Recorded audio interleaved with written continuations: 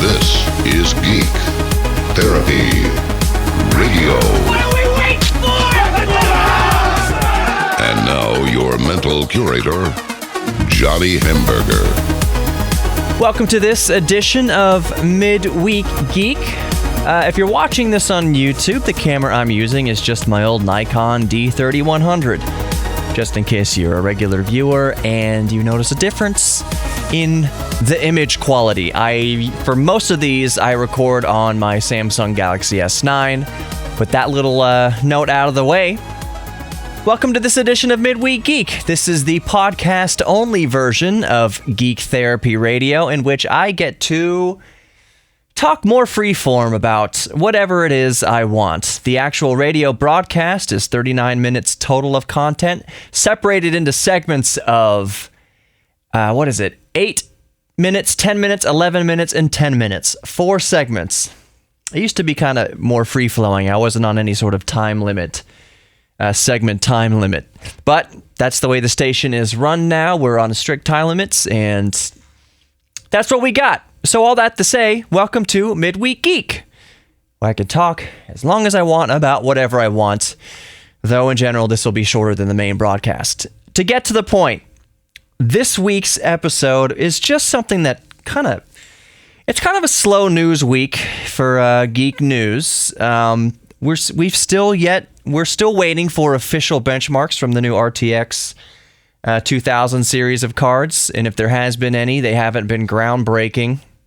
I think I've seen some leaks. I'm waiting to report on benchmarks until they come from verified sources. I've seen some leaks, and they kind of tend to line up with what we think the new RTX line is capable of, but until I see something more official, I'm not going to count on that. That's all to say that this is kind of a slow week for geek news. There's been some little offshoots, little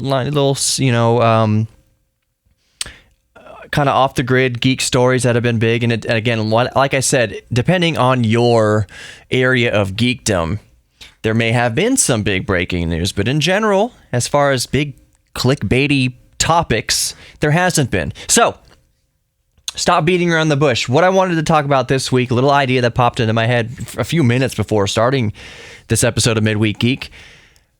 Are we too old to be playing video games? And I don't mean that if you're 95 years old, is that too old to be playing video games? Because the answer is just categorically no. You can play video games from virtually any age. As soon as you're able to interact with a video screen and inputs from your motor skills, you are able to play video games. And we can go off on a side note tangent about how babies are born with screens in their faces and whether that's a good or a bad thing. I am not the professional to decide whether that's a good or bad thing. Though I'm coming to the point in my life where I'm considering, how I would raise a child, and me having grown up with video games and I'm looking at 5 computer screens right here in front of me. Right now, I'm looking at 5 screens. Our life is built around computer screens. But it still feels weird to me to see a toddler holding an iPad. I can't comment on people's different parenting styles, and I do know that there is a benefit to not having your kids screaming for a 4-hour car trip. So you put a screen in front of them and let them be entertained. But I guess I'm going to cross that bridge when I have a kid. Like how young is too young to put a screen in front of them? Does that kind of, what effect will that have on them growing up and their social skills and all that kind of stuff? If their first recollection, is that what? Their first encounter with the world is through a screen. They see people through a screen. They hear people through a screen.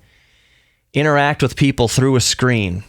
How is that going to affect their social skills when they enter school, for instance? But all of that to kind of get to my point here is that this was a similar concern when I was growing up. I'm 35 years old. Technically, I was at a bar this weekend, and technically I'm a millennial, apparently. I was born in 1983, and apparently the cutoff for millennial is 1982. I always just assume I was kind of Generation X, like really, really, really young Generation X, maybe Generation Y. It's all baffling and confusing to me. All I'm just saying is technically I'm a millennial, 35 years old, born in 1983. So we've been hearing me as a millennial born in 1983 puts me right in that pivotal era of being brought up with video games. Some of my first memories, I will admit, are watching my brothers play video games or me play video games on the Atari 2600. And I remember I was super bummed when I was maybe 5 or 6 years old when we gave our Atari 2600 to Big Brian down the street. Big Brian was going off to college, or he joined the army or something like that. And so my parents, we just got an NES, the Nintendo NES, and we gave Big Brian our Atari 2600 to take with him when he moved away. Let's just say he moved away. And I was like, what? I like to play the Atari 2600. I didn't know it was called the Atari 2600, and maybe that's kind of a telling aspect of the story as well. I didn't know what the name of it was. I didn't know it was called Atari, let alone the exact model number, Atari 2600. I just remember playing Missile Command, and at the time I didn't know it was called Missile Command. I just remember playing a video game. But here's the difference, I think. I like to say that my generation was born right on this technological cusp where we didn't have smartphones until, we were 18 years old or so. So our formative years, yes, though we had video games, none of it was online, for me at least. I know you could connect your Commodore 64, for instance, up to the primitive internet back then. But our social interaction was not online. Our social interaction with other human beings was not through the TV screen. If we were playing two-player or multiplayer video games, that human being was sitting right beside us in the same room. It was still playing video games, even with other people, was still a very social thing to do. Furthermore, we could turn off we would get bored with the video games and want to go outside. We would get bored playing Mario and go outside in the street and play baseball or whatever, or just explore the neighborhood, explore the woods. It's a big thing right now for parents to kind of to keep a tight hold on the screen time of their children, how much time they spend playing video games or on the screen or online. I think that's a much bigger thing now to deal with for parents than it was when I was 9, 10, 12, 13 years old. Because there wasn't so much of the online stuff. It wasn't turn off the video game to do something else online in front of a screen. It wasn't turn off the video game and get on Facebook, or put down Facebook and get on the video game, or have both going at the same time. It was video game was one isolated thing. It was video games and TV. And we got bored of that as children. So I don't recall my parents ever putting a stipulation on how much screen time we had. I just remember playing Mario Brothers for a couple hours, 2 or 3 hours, getting bored and going outside. Parents didn't ever have to say, turn that off and go outside. Do parents even tell their kids to go outside now? It's kind of a different world than it was in the mid-'80s.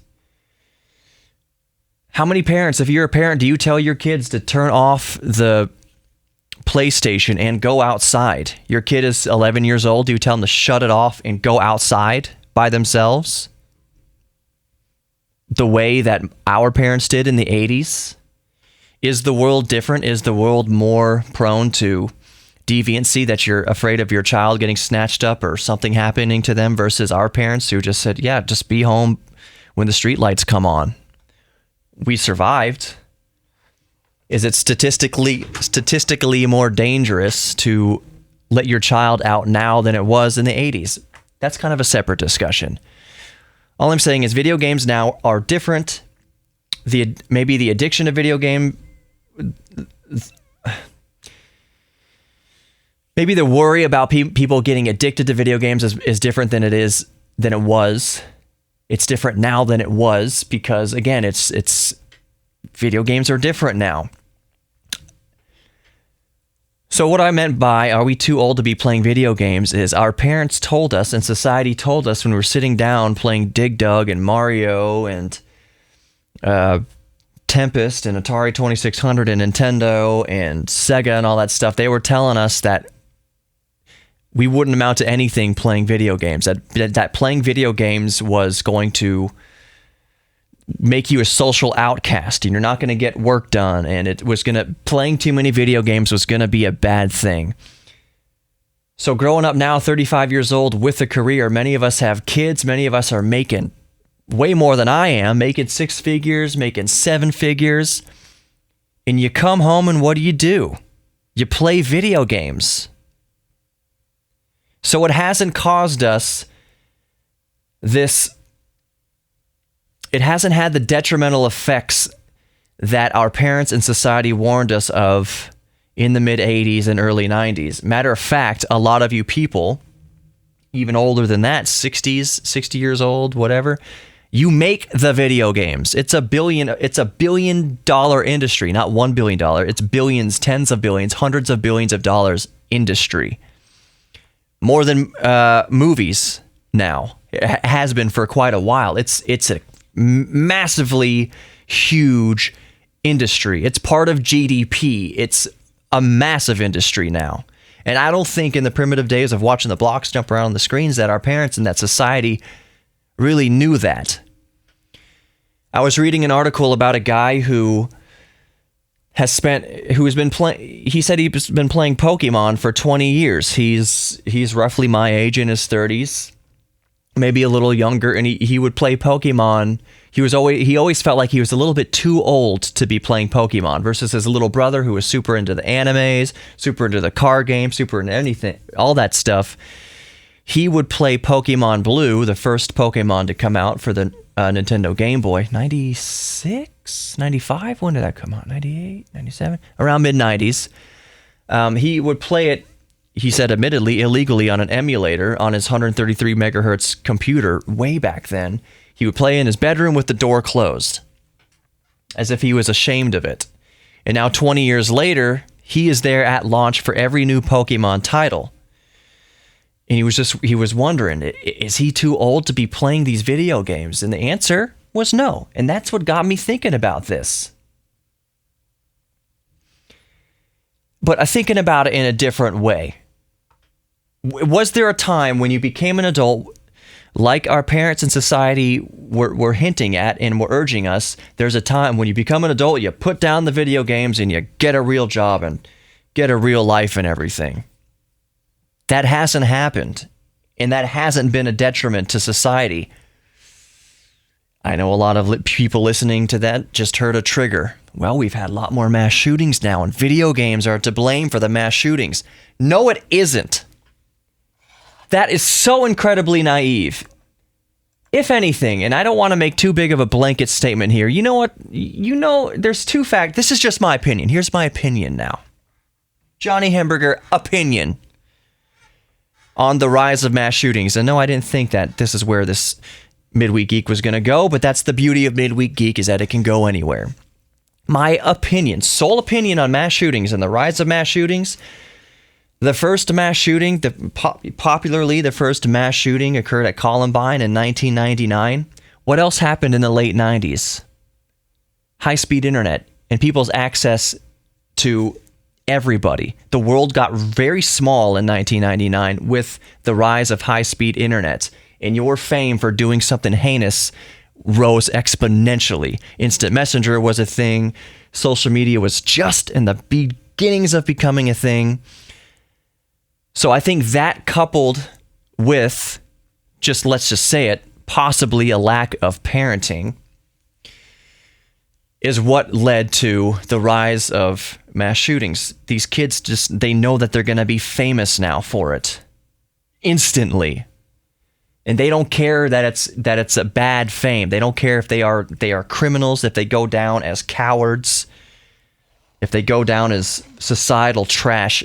It doesn't matter. They're famous now, and they inflicted a lot of pain on the people they felt hurt them, or on the society they felt hurt them. It wasn't video games. It was the appeal of instant stardom and lack of parenting. That's just my opinion, and that's probably not too far off. There's probably studies that allude to such. And again, just opinion. Just my opinion. But back to the point here to close out Geek Therapy Radio, or Midweek Geek this week. I don't think playing video games growing up for my generation has been detrimental. Elon Musk grew up playing video games. He's going to get us to Mars. He has SpaceX and Tesla and the Boring Company and all that stuff. He grew up coding and making games for his Commodore 64. Playing video games has got us that much closer to interplanetary travel. So, all I'm saying is, for my generation, playing video games has not been a detriment. Arguably, it's been a plus. And if you want to blame video games on society's ills, look to the parents first, look to society first. It's not the games. Because you know what? Just like when Bart Simpson would cuss when watching The Simpsons, Bart would say hell and my mom would say, don't say hell. It was easy as that. We could watch almost whatever we want within reason. And my parents would just say, that's wrong. Don't do that. It was called parenting. I'm not saying that you parents are bad parents at all. That's not what I'm saying. I'm just saying there's a bunch of factors that are at play here. Thank you for watching Geek Therapy Radio, Midweek Geek this week. Be good to each other. The best way we can be good to each other is by being good to ourselves. Engage in a hobby this week. Find a new hobby, engage in an old one. Just take care of yourselves. Play with a Lego set, something like that. I always say that. Just be good to each other and be good to yourselves. And I'll see you next week for more Midweek Geek, and I'll see you this weekend for Geek Therapy Radio. Take care, everybody.